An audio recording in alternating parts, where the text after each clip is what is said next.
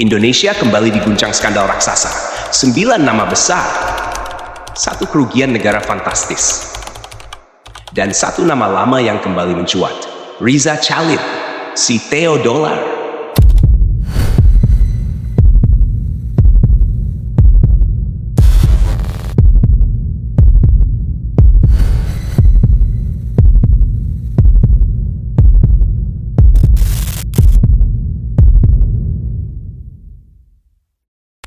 Ya, untuk itu kami sudah kerjasama dengan perwakilan Kejaksaan Indonesia di luar negeri, khususnya di Singapura. Ya, kami sudah ambil langkah-langkah karena informasinya ada di sana. Jadi langkah-langkah itu sudah kami tempuh untuk bagaimana kita bisa menemukan dan mendatangkan yang bersangkutan. 9 tersangka baru kasus Pertamina, Riza Khalid si Theo Dolar, kembali tersangkut. Amateur News, Jakarta. Langit keadilan kembali bergemuruh. Kejaksaan Agung Republik Indonesia mencatat sejarah dalam penegakan hukum dengan menetapkan 9 tersangka baru dalam pusaran dugaan mega korupsi yang mengguncang jagat perminyakan nasional, kasus pengelolaan minyak mentah dan produk kilang di tubuh raksasa energi nasional, PT Pertamina. Melalui konferensi pers Kamis malam, tanggal 10 bulan Juli tahun 2025, di lobi Gedung Bundar Jampitsus Kejagung, Direktur Penyidikan Abdul Kohar mengungkap bahwa kerugian negara akibat skandal ini mencapai 285 triliun, 17 miliar 730 juta 964.389 rupiah. Angka yang mencengangkan dan mencabik-cabik hati rakyat. Tak tinggal diam, Pertamina melalui Vice President Corporate Communication Fajar Joko Santoso dalam pernyataan resmi Jumat pagi, tanggal 11 Juli 2025, menegaskan bahwa mereka menghormati sepenuhnya proses hukum yang berjalan. Dengan sikap kooperatif, Pertamina menyerahkan seluruh urusan kepada aparat penegak keadilan, sembari memastikan bahwa pelayanan energi kepada masyarakat tetap menjadi prioritas dan operasional perusahaan terus berjalan sebagaimana mestinya. Namun badai tak berhenti di situ. Sorotan tajam kini mengarah ke sosok fenomenal Muhammad Riza Khalid, pria yang pernah dijuluki The Gasoline Godfather, dan Theo Dolar, kini resmi ditetapkan sebagai tersangka. Ia disebut sebagai aktor utama di balik skenario busuk intervensi kebijakan tata kelola minyak, menyusupkan kerjasama penyewaan terminal BM Merak meski Pertamina saat itu tidak memerlukan tambahan penyimpanan. Siapa saja 9 tokoh yang terseret dalam drama hukum ini? 1. Alfian Nasution, Wakil Presiden Suplai dan Distribusi PT Pertamina. 2. Hanung Budia Yuktianta, Direktur Pemasaran dan Niaga PT Pertamina. Titoto Nugroho, Wakil Presiden Integrated Supply Chain. 4. Dwi Sudarson DS, Wakil Presiden Crude and Trading PT Pertamina tahun 2019 hingga 2020. Arif Sukmara, Direktur Gas dan Petrokimia Pertamina International Shipping. Hasto Wibowo, Wakil Presiden Integrated Supply Chain tahun 2019 hingga 2027. Business Development Manager PT Trafigura tahun 2019 hingga 2021. 8. Business Development Manager PT Mahameru Kencana Abadi.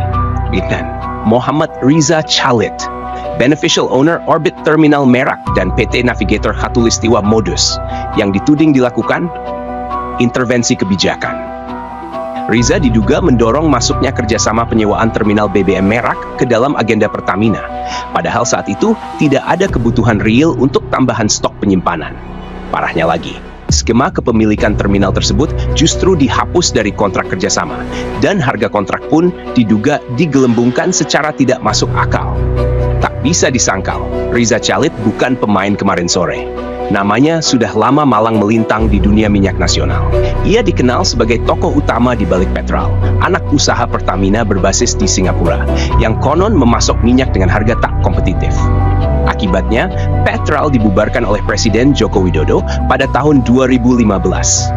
Menurut ekonom Rizal Ramli, dalam bukunya Menentukan Jalan Baru Indonesia, terbitan bulan April 2009, bisnis minyak yang dikuasai Riza menghasilkan pendapatan hingga $600.000 Amerika per hari. Itulah mengapa ia dijuluki Theo Dollar. Namun kerajaan bisnis Riza tak hanya soal minyak. Ia juga memiliki unit usaha di bidang properti, hiburan anak, Kidzania. Bahkan sempat memiliki saham di maskapai Air Asia Indonesia melalui PT Versindo Nusa Perkasa. Tapi di balik gemerlap bisnisnya, Riza juga dikenal karena sederet kontroversi hukum. Tahun 2008, ia terseret kasus impor 600.000 barel minyak campuran jenis Zatapi melalui Petral. Kerugian Pertamina diperkirakan mencapai 65 miliar rupiah hanya dari satu transaksi.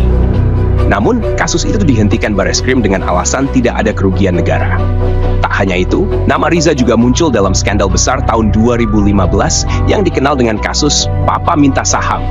Ia disebut bersama Ketua DPR saat itu, Setia Novanto, mencatut nama Presiden Jokowi dan Wakil Presiden Yusuf Kala untuk meminta 20% saham PT Freeport Indonesia dalam perpanjangan kontrak tambang. Namun Riza kembali lolos dari jerat hukum karena rekaman pembicaraan yang seharusnya menjadi bukti dinyatakan tidak sah oleh Mahkamah Konstitusi. Kasus ini menguak borok yang selama ini tersembunyi di balik megahnya nama Pertamina. Bahwa korupsi masih menggerogoti jantung energi nasional. Bahwa elit-elit berkuasa masih leluasa bermain dengan dana triliunan rupiah tanpa takut pada hukum. Jumlah kerugian sebesar 285 triliun rupiah lebih bukan sekadar angka. Itu adalah cita-cita anak bangsa yang dirampas, pembangunan yang gagal diwujudkan, dan harapan rakyat yang dikhianati. Saran: 1. Audit total BUMN Energi. Tak cukup sekadar penyelidikan kasus. Harus ada audit menyeluruh oleh lembaga independen terhadap semua transaksi, kebijakan, dan jaringan pengaruh di tubuh Pertamina dan anak-anak usahanya. 2. Penegakan hukum tanpa ampun. Nama besar tidak boleh menjadi tameng dari jerat hukum. Bila terbukti bersalah, siapapun, termasuk Riza Khalid, harus dihukum seberat-beratnya. 3. Digitalisasi dan transparansi real time. Pemerintah wajib mengembangkan sistem pengawasan berbasis teknologi seperti blockchain untuk melacak rantai distribusi minyak secara langsung dan transparan. 4. Lindungi para pelapor. Para pegawai dan internal yang jujur harus diberi perlindungan penuh dari ancaman atau intimidasi. Mereka adalah ujung tombak pembersihan korupsi. Amateur News hadir bukan sekadar melaporkan, tapi menggugat. Karena keadilan bukan hanya milik penguasa, tapi hak rakyat seluruh Nusantara. Saatnya hukum tidak lagi tumpul ke atas dan tajam ke bawah. Amateur News, dari pinggiran demi kebenaran. Langkah-langkah itu sudah kami tempuh untuk bagaimana kita bisa menemukan dan mendatangkan yang bersangkutan.